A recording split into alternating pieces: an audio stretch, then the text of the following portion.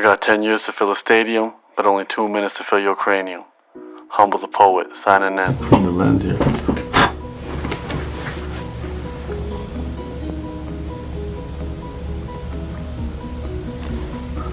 That better?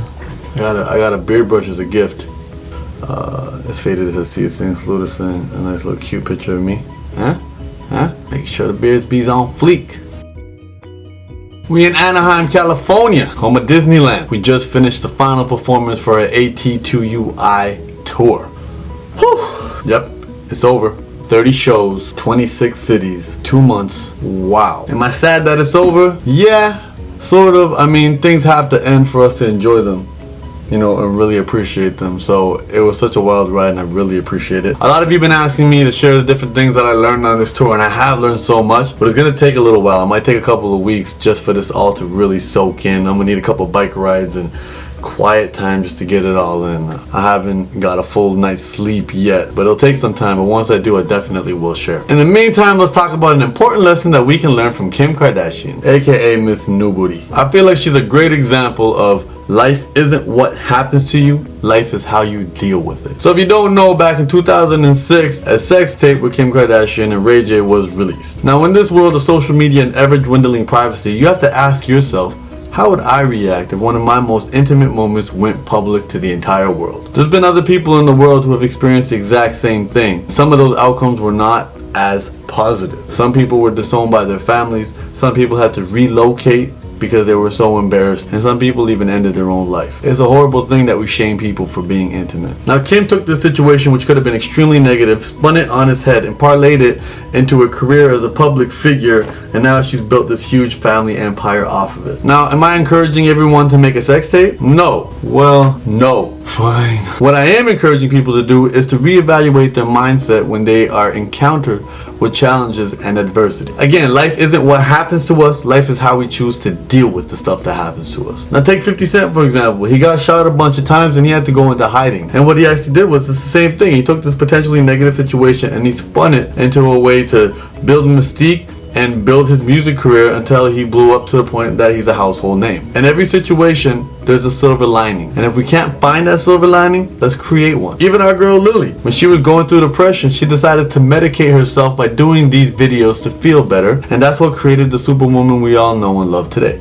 And that's also the reason I'm in Anaheim. In my own life, I was betrayed by some very close friends. And when shit hit the fan for me and my back was up against the wall, I had two choices. I could have curled up in a ball or I could have pushed back and kept fighting. And to be honest, I curled up in a ball for a very long time. But eventually, I uncurled myself and realized nobody can control my effort besides myself. And no one can dictate the life that I want besides me. And those tough moments, which I so romantically refer to as 2011, prepared me and put me into the position I am in today. It's important that we recognize that we have the power to turn any bullshit moment into something better. Let's not search for opportunities to better our lives. Let's create them. There's countless stories of people who went through crazy shit and found ways to twist things around, find the opportunities, create the silver linings, and make it for the best. It's what makes the stories of people's lives so interesting. And when you have this mindset, then you're no longer avoiding failure or challenges or horrible situations, because you know those might be opportunities for learning and growth. Remember, the happiest people don't have the best of everything. They just make the best of everything they have. And this is a very difficult idea to grasp, especially if you're young. If you haven't been on the planet very long, then you might believe that whatever you're going through may last forever. But I'm here to tell you that it won't. That applies to both the good and the bad stuff. And I've been there. It can feel like your problems will never go away and whatever you're experiencing is going to be there for the rest of your life. And if you don't do anything about it, maybe you're right. But I can promise you there is light at the end of the tunnel as long as you dig, claw, and fight to reach it. Every moment is an opportunity for you to better the life that you have. We all have the power to turn shit to sugar. We just have to spend a lot less time judging our lives and more time trying to understand and improve it. Now some people may think it was really stupid for me to use a reality star with a sex tape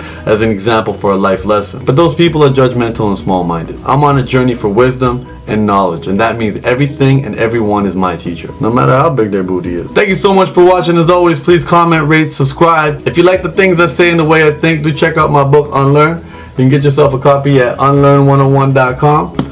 It's available in hard, soft, audio, and ebook formats. If you live in a country that has crazy shipping or doesn't have Amazon or anything like that, then get the audiobook. You can download it at unlearn101.com immediately and start listening to my sexily mumbly voice read you the book. As always, I appreciate the time you took to watch this video.